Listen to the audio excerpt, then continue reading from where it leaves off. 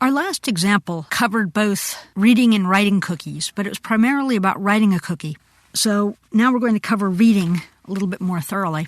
If you're following along with the exercise files, this is Chapter 9, Example 2, script.html. And once we've written the script, it's going to show the name that we just wrote out in the previous example.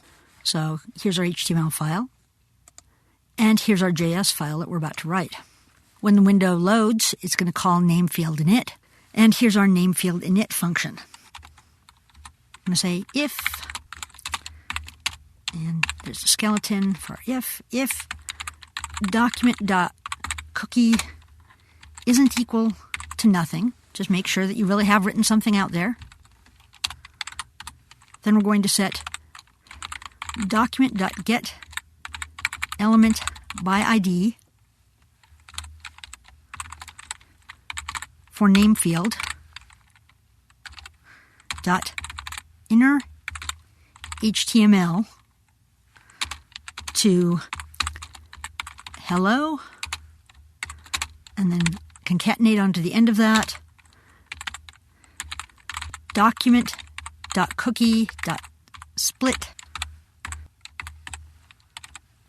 on the equals sign the one element in the array, which is actually the second element because it's zero-based again, and that's all there is to that. So let's see it in action. I'm going to switch over to our browser.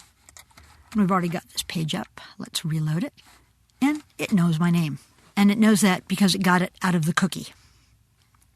Again, the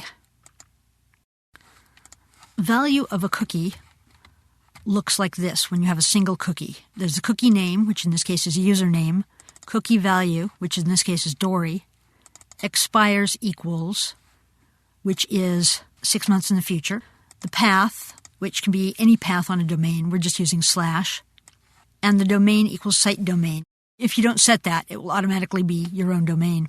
You may have noticed actually that it was written out in a different order. JavaScript and the web browsers don't care as long as it's something equals something.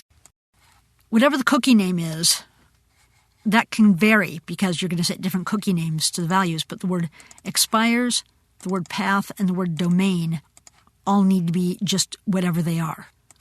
If you have multiple cookies, you'll have cookie name 1 is cookie value 1, and cookie name 2 is cookie value 2, and they can have different expiration dates, different paths, and different domain values, but the word expires, domain, and path are all stable. They don't change.